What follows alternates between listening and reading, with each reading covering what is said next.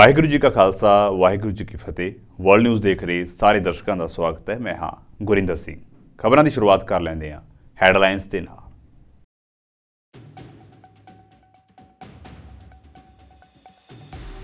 Japan ਦੇ ਵਿੱਚ ਭੂਚਾਲ ਕਾਰਨ 64 ਲੋਕਾਂ ਦੀ ਹੋਈ ਮੌਤ। ਬਚਾਅ ਕਾਰਜਾਂ ਦੇ ਵਿੱਚ ਰੁੱਝੀ ਜਾਪਾਨ ਡਿਫੈਂਸ ਫੋਰਸ ਅਜੇ ਵੀ ਕਈ ਲੋਕਾਂ ਦੇ ਮਲਬੇ ਹੇਠ ਦਬੇ ਹੋਣ ਦਾ ਖਦਸ਼ਾ।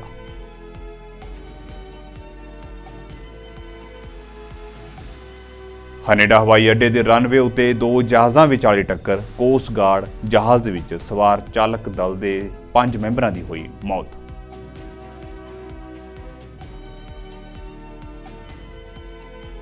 रूसी फौज ने यूक्रेन उत्ते अपने हमलिਆਂ ਨੂੰ ਕੀਤਾ ਹੋਰ ਤੇਜ਼। ਤਾਜ਼ਾ ਹਮਲੇ ਦੇ ਵਿੱਚ ਯੂਕਰੇਨ ਦੇ 5 ਨਾਗਰਿਕਾਂ ਦੀ ਮੌਤ, 130 ਤੋਂ ਵੱਧ ਜ਼ਖਮੀ।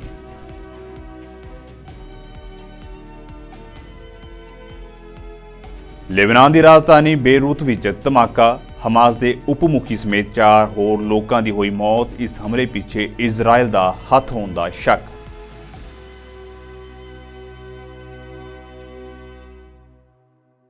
ਤੇ ਹੁਣ ਖਬਰਾਂ ਵਿਸਥਾਰ ਦੇ ਨਾਲ। ਨਵੇਂ ਸਾਲ ਦੇ ਦਿਨ ਜਾਪਾਨ ਦੇ ਵਿੱਚ ਲਗਾਤਾਰ 155 ਵਾਰ ਭੂਚਾਲ ਦੇ ਝਟਕੇ ਮਹਿਸੂਸ ਕੀਤੇ ਗਏ, ਜਿਸ ਦੇ ਵਿੱਚ ਮਰਨ ਵਾਲਿਆਂ ਦੀ ਗਿਣਤੀ ਹੁਣ 64 ਹੋ ਚੁੱਕੀ ਹੈ।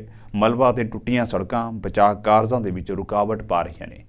ਭੂਚਾਲ ਨੇ ਏਸ਼ਿਕਾਵਾ ਪ੍ਰਾਂਤ ਦੇ ਵਾਜੀਮਾ ਸ਼ਹਿਰ ਦੇ ਵਿੱਚ ਕਈ ਇਮਾਰਤਾਂ ਨੂੰ ਨੁਕਸਾਨ ਪਹੁੰਚਾਇਆ ਹੈ, ਜਿਸ ਦੇ ਨਾਲ ਹੀ ਕਈ ਇਲਾਕਿਆਂ ਵਿੱਚ ਅੱਗ ਵੀ ਲੱਗੀ ਹੈ। ਹਾਲਾਂਕਿ ਹੁਣ ਤੱਕ ਹੋਏ ਨੁਕਸਾਨ ਦਾ ਅੰਦਾਜ਼ਾ ਨਹੀਂ ਲਗਾਇਆ ਗਿਆ। ਜਾਪਾਨ ਦੇ ਮੌਸਮ ਵਿਭਾਗ ਨੇ ਭੂਚਾਲ ਤੋਂ ਬਾਅਦ ਵੀਰਵਾਰ ਨੂੰ ਰੁਕ ਕੇ ਮੀਂਹ ਦੇ ਨਾਲ ਜ਼ਮੀਨ ਖਿਸਕਣ ਦੀ ਸੰਭਾਵਨਾ ਜਤਾਈ ਹੈ। ਜਾਪਾਨ ਡਿਫੈਂਸ ਫੋਰਸ ਨੂੰ ਬਚਾਅ ਕਾਰਜਾਂ ਲਈ ਨੁਕਸਾਨੇ ਗਏ ਇਲਾਕਿਆਂ ਵਿੱਚ ਭੇਜਿਆ ਗਿਆ ਹੈ।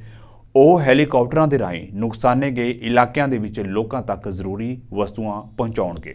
ਸਥਾਨਕ ਅਧਿਕਾਰੀਆਂ ਨੇ ਕੇਂਦਰ ਸਰਕਾਰ ਨੂੰ ਬਚਾਅ ਮਿਸ਼ਨ ਲਈ ਡਿਫੈਂਸ ਫੋਰਸਸ ਦੇ ਜਵਾਨ ਭੇਜਣ ਦੀ ਬੇਨਤੀ ਕੀਤੀ ਸੀ। ਬੁੱਧਵਾਰ ਨੂੰ ਇੱਕ ਪ੍ਰੈਸ ਕਾਨਫਰੰਸ ਨੂੰ ਸੰਬੋਧਨ ਕਰਦੇ ਹੋਏ ਜਾਪਾਨ ਦੇ ਪ੍ਰਧਾਨ ਮੰਤਰੀ ਫੂਮੀਓ ਕਿਸ਼ਿਦਾ ਨੇ ਕਿਹਾ ਹੈ ਕਿ ਸਰਕਾਰ ਨੇ ਨੁਕਸਾਨੇ ਗਏ ਖੇਤਰਾਂ ਦੇ ਵਿੱਚ ਬਚਾਅ ਕਾਰਜ ਕਰਨ ਵਾਲੇ ਡਿਫੈਂਸ ਫੋਰਸ ਦੇ ਜਵਾਨਾਂ ਦੀ ਗਿਣਤੀ ਵਧਾਉਣ ਦਾ ਫੈਸਲਾ ਕੀਤਾ ਹੈ।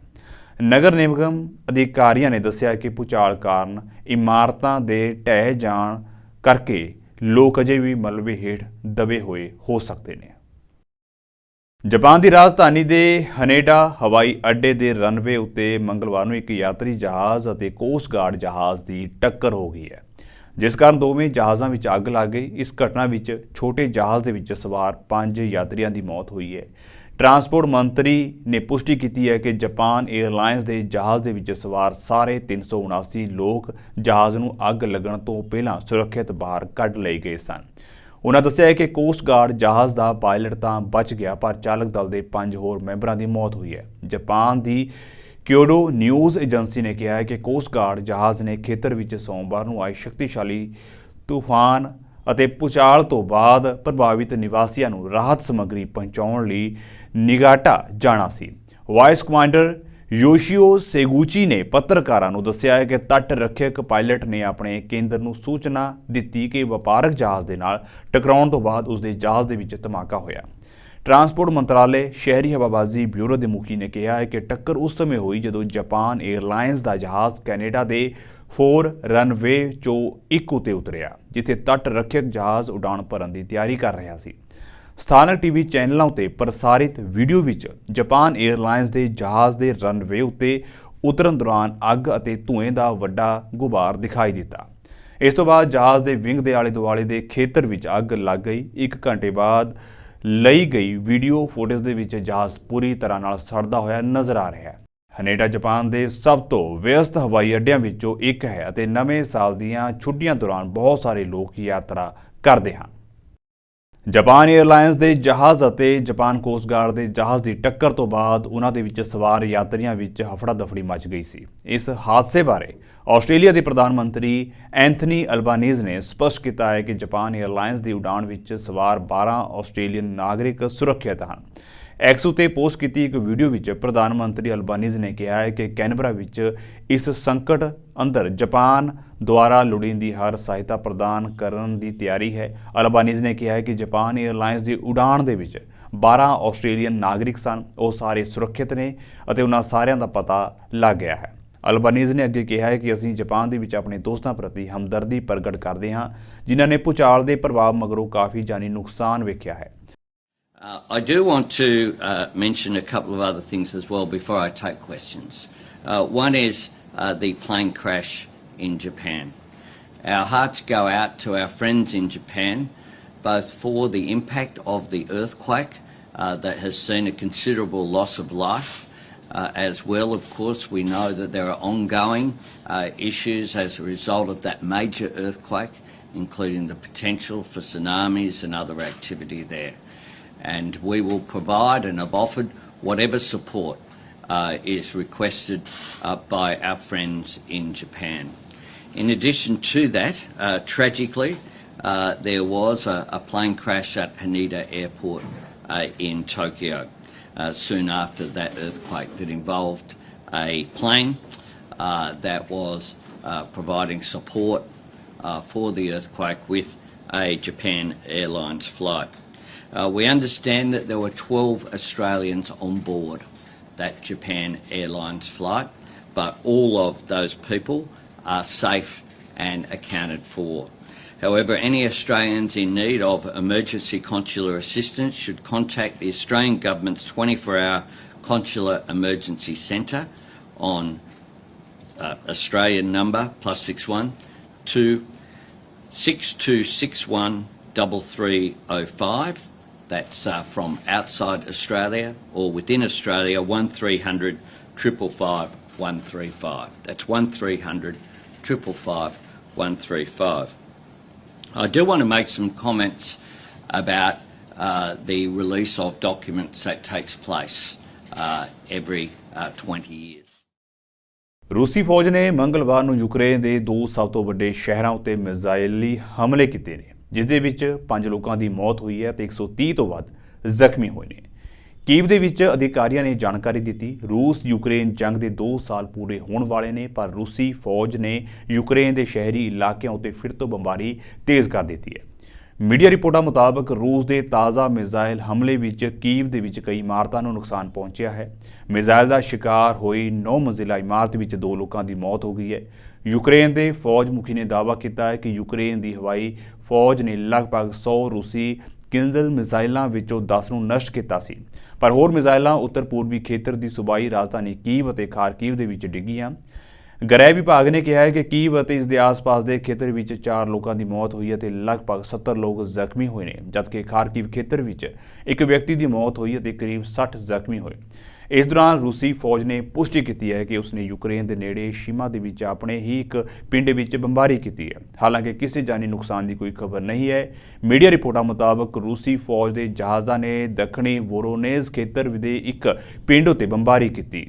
ਹਵਾਈ ਫੌਜ ਨੇ ਇਹ ਬੰਬਾਰੀ ਸਥਾਨਕ ਸਮੇਂ ਦੇ ਅਨੁਸਾਰ ਸਵੇਰੇ 9 ਵਜੇ ਦੇ ਕਰੀਬ ਕੀਤੀ। ਇਸ ਦੇ ਵਿੱਚ ਕਿਸੇ ਦੇ ਮਾਰੇ ਜਾਣ ਦੀ ਕੋਈ ਖਬਰ ਨਹੀਂ ਹੈ। ਰੂਸੀ ਸਮਾਚਾਰ ਏਜੰਸੀ ਨੇ ਫੌਜ ਦੇ ਹਵਾਲੇ ਨਾਲ ਦੱਸਿਆ ਕਿ ਇਸ ਘਟਨਾ ਵਿੱਚ 6 ਘਰਾਂ ਨੂੰ ਨੁਕਸਾਨ ਪਹੁੰਚਿਆ ਹੈ। ਸੰਯੁਕਤ ਰਾਸ਼ਟਰ ਨੇ ਯੂਕਰੇਨ ਦੇ ਖਿਲਾਫ ਰੂਸੀ ਹਵਾਈ ਹਮਲਿਆਂ ਦੀ ਸਖਤ ਨਿੰਦਿਆ ਕੀਤੀ ਹੈ। ਮੰਗਲਵਾਰ ਨੂੰ ਜਾਰੀ ਬਿਆਨ ਦੇ ਵਿੱਚ ਸੰਯੁਕਤ ਰਾਸ਼ਟਰ ਦੇ ਇੱਕ ਸੀਨੀਅਰ ਅਧਿਕਾਰੀ ਨੇ ਨਵੇਂ ਸਾਲ ਦੇ ਸ਼ੁਰੂਆਤੀ ਦਿਨਾਂ ਵਿੱਚ ਯੂਕਰੇਨ ਦੇ ਕਈ ਸ਼ਹਿਰਾਂ ਵਿੱਚ ਹੋਏ ਹਮਲਿਆਂ ਉੱਤੇ ਗੁੱਸਾ ਜ਼ਾਹਿਰ ਕੀਤਾ ਹੈ। ਲਗਾਤਾਰ ਤੀਜੇ ਦਿਨ ਰਸ਼ੀਅਨ ਫੈਡਰੇਸ਼ਨ ਦੁਆਰਾ ਵੱਡੇ ਹਵਾਈ ਹਮਲਿਆਂ ਦੇ ਨਤੀਜੇ ਵਜੋਂ ਬਹੁਤ ਸਾਰੇ ਬੱਚਿਆਂ ਸਮੇਤ ਮੌਤਾਂ ਹੋਈਆਂ ਨੇ ਅਤੇ ਘਰਾਂ ਦੀ ਤਬਾਹੀ ਹੋਈ ਹੈ। ਮਨੁੱਖਤਾਵਾਦੀ ਕੋਆਰਡੀਨੇਟਰ ਨੇ ਜ਼ੋਰ ਦੇ ਕੇ ਕਿਹਾ ਹੈ ਕਿ ਰਾਜਧਾਨੀ ਕੀਵ ਦੇ ਕਈ ਹਿੱਸਿਆਂ ਵਿੱਚ ਸਥਿਤੀ ਬੇहद ਚਿੰਤਾਜਨਕ ਹੈ। ਜ਼ਿਕਰਯੋਗ ਹੈ ਕਿ ਠੰਡ ਦੇ ਮੌਸਮ ਕਾਰਨ ਯੂਕਰੇਨ ਦੇ ਕੁਝ ਖੇਤਰਾਂ ਵਿੱਚ ਤਾਪਮਾਨ -20 ਡਿਗਰੀ ਸੈਲਸੀਅਸ ਤੱਕ ਡਿੱਗਣ ਦੀ ਉਮੀਦ ਹੈ ਜਿਸ ਨਾਲ ਸਥਾਨਕ ਲੋਕਾਂ ਲਈ ਸਥਿਤੀਆਂ ਹੋਰ ਵੀ ਚੁਣੌਤੀਪੂਰਨ ਹੋ ਜਾਣਗੀਆਂ।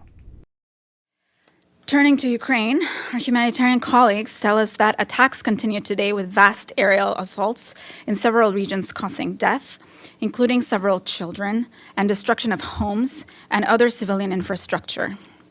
The capital, Kyiv, and the city of Kharkiv in the east have been most impacted in today's attack, and damages have been reported in 9 of the capital's 10 districts.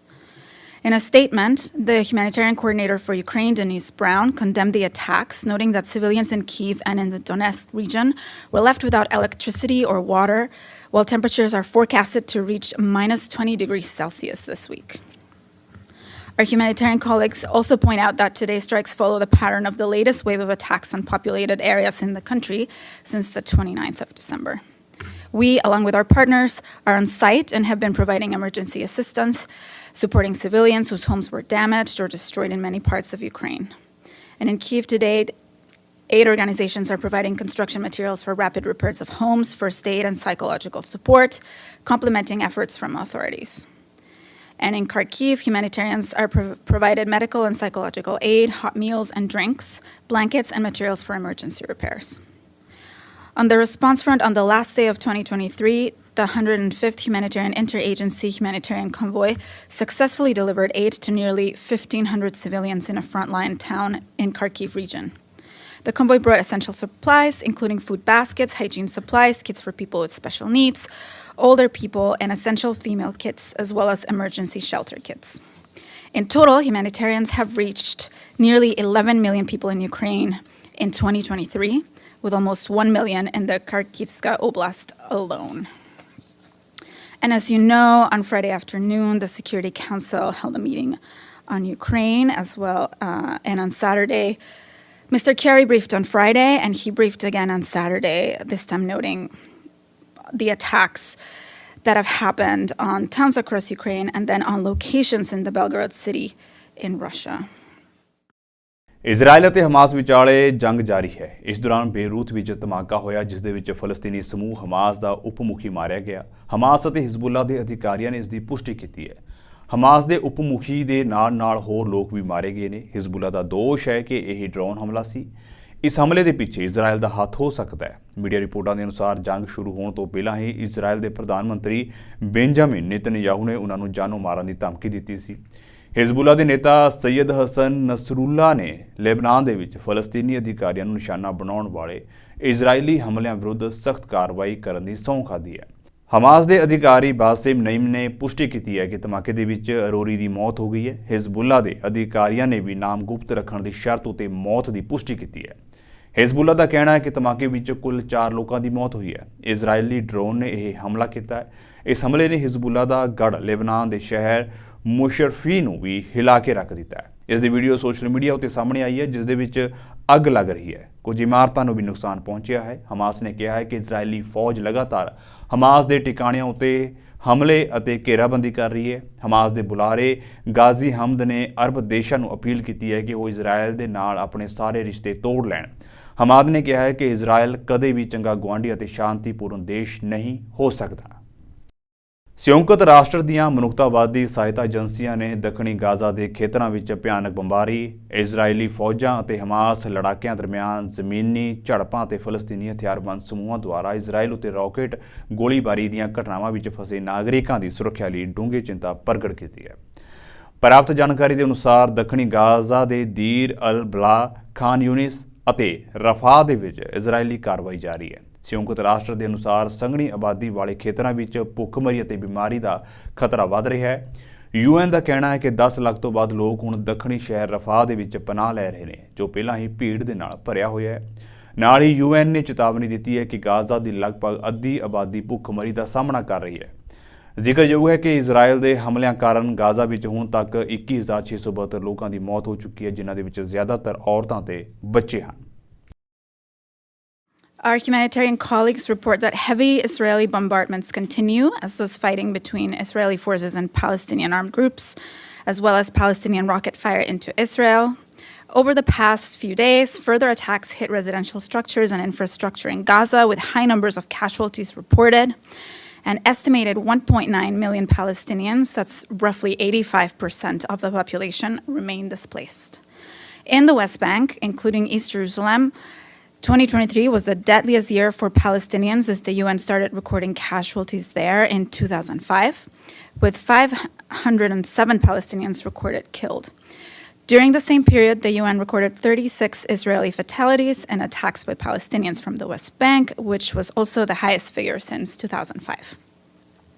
And over the past year, the Office for the Coordination of Humanitarian Affairs also recorded 1,225 incidents that involved Israeli settlers in the West Bank and resulted in Palestinian casualties, property damage, or both. This is the highest number since OCHA started recording this trend in 2006. The increase has caused displacement and deepened humanitarian needs in many areas of the West Bank. The number of incidents resulting in casualties or property damage among Israeli settlers in 2023 is 140, compared with 329 in 2022. And on Friday, we issued a statement in which the Secretary General expressed his concerns about the further spillover of this conflict, which could have devastating consequences for the entire region. And I believe you all received that. Almost 40% of them children due to shelling and other violence in northwest Syria.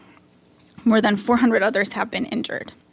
We and our partners continue to monitor the situation and respond to humanitarian needs, including by providing support to health facilities, which are under additional strain due to an increase in respiratory diseases and other winter-related challenges. ਅੱਜ ਸਾਬਕਾ ਪ੍ਰਧਾਨ ਮੰਤਰੀ ਇਮਰਾਨ ਖਾਨ ਅਤੇ ਉਹਨਾਂ ਦੇ ਸਹਿਯੋਗੀ ਅਤੇ ਸਾਬਕਾ ਸੂਚਨਾ ਮੰਤਰੀ ਫਵਾਦ ਚੌਧਰੀ ਖਿਲਾਫ ਮਾਣਹਾਨੀ ਦੇ ਇੱਕ ਮਾਮਲੇ ਵਿੱਚ ਸੁਣਵਾਈ ਹੋਈ। 4 ਮੈਂਬਰੀ ECP ਕਮੇਟੀ ਨੇ ਰਾਵਲਪਿੰਡੀ ਦੀ ਉੱਚ ਸੁਰੱਖਿਆ ਵਾਲੀ ਅਡਿਆਲਾ ਜੇਲ੍ਹ ਦੇ ਵਿੱਚ ਕੇਸ ਦੀ ਸੁਣਵਾਈ ਕੀਤੀ, ਜਿੱਥੇ ਖਾਨ ਅਤੇ ਚੌਧਰੀ ਵੱਖ-ਵੱਖ ਕੇਸਾਂ ਵਿੱਚ ਬੰਦ ਨੇ। ਦੋਵਾਂ ਨੇਤਾਵਾਂ ਉੱਤੇ ਚੋਣ ਸੰਸਥਾ ਅਤੇ ਮੁੱਖ ਚੋਣ ਕਮਿਸ਼ਨਰ ਦਾ ਅਪਮਾਨ ਕਰਨ ਦਾ ਮੁਕੱਦਮਾ ਚਲਾਇਆ ਗਿਆ ਸੀ। ਖਾਨ ਅਤੇ ਚੌਧਰੀ ਅਦਾਲਤ ਵਿੱਚ ਹਾਜ਼ਰ ਸਨ ਜਦੋਂ ਉਹਨਾਂ ਖਿਲਾਫ ਦੋਸ਼ ਪੜੇ ਗਏ। ਹਾਲਾਂਕਿ ਦੋਵਾਂ ਨੇ ਚਾਰਜ ਸ਼ੀਟ ਦੇ ਵਿੱਚ ਆਪਣੇ ਉੱਤੇ ਲੱਗੇ ਦੋਸ਼ਾਂ ਤੋਂ ਇਨਕਾਰ ਕੀਤਾ। ਇਸਤਗਾਸਾ ਤੋਂ ਬਾਅਦ ਚੋਣ ਸੁਣਵਾਈ ਕਮੇਟੀ ਨੇ ਮਾਣਹਾਨੀ ਮਾਮਲੇ ਦੀ ਅਗਲੀ ਸੁਣਵਾਈ 16 जनवरी तक मुलतवी कर दी है। और प्रोसीडिंग जो थी वो ECP की बेसिकली थी चार्ज शीट फ्रेम होने के लिए। तो जैसे उमर भाई ने ऑलरेडी बताया आपको कि चार्ज शीट फ्रेम होने से पहले हमने एक एप्लीकेशन दी, जो एप्लीकेशन जनरल एडजर्नमेंट की थी। रीज़न बीइंग कि जो उसमें लीडिंग कौंसल थे, प्रिंसिपल कौंसल थे इमरान खान साहब के, वो थे शोएब शाहीन साहब, जो अभी इस टाइम भी सुप्रीम कोर्ट में मौजूद थे। उनका हमने कॉज लिस्ट और जो सुप्रीम कोर्ट का नोटिस था वो उसके साथ लगाया कि आज चार्ज फ्रेम होना है, तो चार्ज नेक्स्ट डेट पे भी हो सकता है। इसमें कोई ऐसी बात नहीं है, क्योंकि लीगल हायरार्की के अंदर जब आप सुप्रीम कोर्ट में बिजी हो लीडिंग कौंसल, तो उसके बाद जो लोअर कोर्ट्स होती हैं, जो सबॉर्डिनेट कोर्ट्स होती हैं, वो प्रोसीडिंग्स कैरी ऑन नहीं करती, बल्कि उसको आगे एडजर्न करती हैं। सेकेंड चीज़ उसके अंदर ये आ गई कि एक हाई कोर्ट के अंदर रिट पिटीशन फाइल हुई थी ECP के इन्हीं के खिलाफ कि जो जेल ट्रायल हो रहा है, उस जेल ट्रायल के लिए भी उनसे हाई कोर्ट ने, इस्लामाबाद हाई कोर्ट की ऑनरेबल जस्टिस साहिबा ने पूछा कि जी आप 10 दिन में अपने कमेंट्स जमा कराएं। वो कमेंट्स जो थे वो रिगार्डिंग ये थे कि जेल ट्रायल कैसे हो रहा है, जबकि ECP के कोई रूल्स, कोई लॉ, कोई एक्ट ये प्रोविजन प्रोवाइड नहीं करता। तो इन चीज़ों के ऊपर जो है उन्होंने एक एप्लीकेशन जो थी एडजर्नमेंट की वो डिसमिस की और चार्ज शीट पढ़ा। चार्ज शीट के अंदर भी एम्बिग्विटी थी। वो क्वेश्चन भी रेस किया गया कि ये जो चार्ज शीट आप पढ़ के सुना रहे हैं, ये तो ब्लाइंड चार्ज शीट है, इसका तो किसी किस्म का कोई मुँह सर नहीं है कि ये चार्ज शीट बाकायदा फ्रेम की जाती है एक लीगल फ्रेमवर्क के अंदर रहते हुए, जो उसके अंदर नहीं थी। लेकिन उन्होंने इसको भी टर्न डाउन किया और नेक्स्ट डेट 16 तारीख उन्होंने मुकर्रर की for further proceedings. Media access करते हैं। हाँ, और मीडिया एक्सेस के हवाले से भी हमने बात की और मेहर भाई ने भी की कि जी मीडिया जो है उसको अलाउ किया जाए, क्योंकि ये इन कैमरा ट्रायल तो है नहीं, तो इसके अंदर जो है मीडिया भी आ जाए ताकि सारी प्रोसीडिंग्स ट्रांसपेरेंटली लोगों को भी बताई जा सके और उसको टेलीकास्ट भी किया जा तो सके। सर नेक्स्ट हियरिंग पे आप लोगों की क्या तैयारी है, किस तरह से चार्ज शीट को चैलेंज अभी तो चार्ज शीट हम उसकी टेस्टेड कॉपीज लेंगे वहाँ से ECP के ऑफिस से, उसके बाद इसको चैलेंज करेंगे। ऑब्वियसली चार्ज शीट जो है वो एज पर लॉ नहीं है हमारे नज़दीक जी, और उसके अंदर लीगल एम्बिग्विटीज़ हैं, तो अब उसको चैलेंज करेंगे। और ऑलरेडी क्योंकि हाई कोर्ट का इसके ऊपर एक पिटीशन पेंडिंग पड़ी हुई हैं हाई कोर्ट के अंदर, तो ऑब्वियसली ये जो ऑर्डर आज का हुआ है दूसरी एप्लीकेशंस पे भी हुआ है, ये सारे जो है ये हाई कोर्ट में चैलेंज किए जाएंगे। ਪਾਕਿਸਤਾਨ ਦੇ ਕਾਰਜਕਾਰੀ ਪ੍ਰਧਾਨ ਮੰਤਰੀ ਅਨਵਾਰੁਲ ਹਕ ਕੱਕੜ ਨੇ ਕਿਹਾ ਹੈ ਕਿ ਕਾਨੂੰਨ ਕਿਸੇ ਨੂੰ ਵੀ ਰਾਜਨੀਤਿਕ, ਨਸਲੀ ਅਤੇ ਧਾਰਮਿਕ ਵਖਰੇਵਿਆਂ ਦੇ ਆਧਾਰ ਉਤੇ ਲੋਕਾਂ ਉਤੇ ਤਸ਼ੱਦਦ ਅਤੇ ਕਤਲ ਕਰਨ ਦੀ ਇਜਾਜ਼ਤ ਨਹੀਂ ਦਿੰਦਾ। ਇਹਨਾਂ ਵਿਚਾਰਾਂ ਦਾ ਪ੍ਰਗਟਾਵਾ ਉਹਨਾਂ beacon house national university Lahore ਦੇ ਵਿਦਿਆਰਥੀਆਂ ਦੇ ਨਾਲ ਗੱਲਬਾਤ ਕਰਦਿਆਂ ਕੀਤਾ। ਇਸ ਮੌਕੇ ਵੱਡੀ ਗਿਣਤੀ ਵਿੱਚ ਯੂਨੀਵਰਸਿਟੀ ਦੇ ਫੈਕਲਟੀ ਮੈਂਬਰ ਅਤੇ ਵਿਦਿਆਰਥੀ ਹਾਜ਼ਰ ਸਨ। ਪ੍ਰਧਾਨ ਮੰਤਰੀ ਨੇ ਕਿਹਾ ਹੈ ਕਿ ਕਿਸੇ ਨੂੰ ਵੀ ਸਿਆਸੀ, ਭਾਸ਼ਾਈ ਅਤੇ ਧਾਰਮਿਕ ਵਖਰੇਵਿਆਂ ਦੇ ਆਧਾਰ ਉਤੇ ਦੂਜਿਆਂ ਦੀ ਹੱਤਿਆ ਕਰਨ ਦੀ ਇਜਾਜ਼ਤ ਨਹੀਂ ਦਿੱਤੀ ਜਾ ਸਕਦੀ। ਅਨਵਾਰੁਲ ਹਕ ਕੱਕੜ ਨੇ ਕਿਹਾ ਹੈ ਕਿ ਅਮਨ ਕਾਨੂੰਨ ਨੂੰ ਕਾਇਮ ਰੱਖਣਾ ਦੇਸ਼ ਦੀ ਪਹਿਲੀ ਜ਼ਿੰਮੇਵਾਰੀ ਹੈ ਅਤੇ ਮੈਂ ਤੁਹਾਨੂੰ ਭਰੋਸਾ ਦਿਵਾਉਂਦਾ ਹਾਂ ਕਿ ਅਜਿਹੇ ਅਨਸਰ ਕਦੇ ਵੀ ਪਾਕਿਸਤਾਨ ਰਾਜ ਉੱਤੇ ਹਾਵੀ ਨਹੀਂ ਹੋਣਗੇ। ਇੱਕ ਸਵਾਲ ਦੇ ਜਵਾਬ ਦੇ ਵਿੱਚ ਆਪਣੀ ਗੱਲ ਸਪਸ਼ਟ ਕਰਦਿਆਂ ਪ੍ਰਧਾਨ ਮੰਤਰੀ ਨੇ ਕਿਹਾ ਹੈ ਕਿ ਜੋ ਵੀ ਦੇਸ਼ ਅਤੇ ਲੋਕਾਂ ਉੱਤੇ ਹਮਲਾ ਕਰੇਗਾ ਉਸ ਦਾ ਮੂੰਹ ਤੋੜਵਾਂ ਜਵਾਬ ਦਿੱਤਾ ਜਾਵੇਗਾ। There are two major Pashtun tribes. They fought for 135 years amongst themselves. So to us it's not a surprise. We are quite familiar with such situations. When the Jang-e-Jamal was there, were they brothers or they were enemies to each other? And who were they? Who were they trained by? What sort of quality individuals they were? So I don't feel that they are my brothers. I don't. I feel anyone is my brother or sister who's peaceful. The one who reverts to violence loses the right of brotherhood. That is a point which needs to be noted, which needs to be discussed, which needs to be understood. For instance, God forbid, I'm giving a very bad example. One amongst the siblings, one sibling eliminates, kills his brother or sister. How would he be treated by the parents? And even if he's forgiven, he kills another one. And then another one. So what do? You have to be clear on all such strategic angles. I am a staunch Deobandi Pashtun. So what should I do? Make Hakimullah Masood my hero? I have exercised my choice. I am with State of Pakistan. He is not my brother, he is my enemy. And you try to eliminate enemies.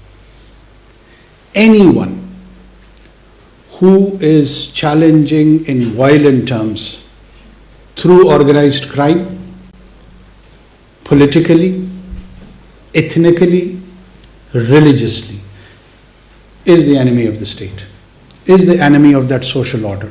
You can have all kind of disagreements, but no one can give you the license to kill. No one can give you the right to eliminate the other. So the responsibility of the state is, inshallah, we are ensuring that we have a plan. It is not a challenge that they will prevail on the state of Pakistan. Never. Inshallah.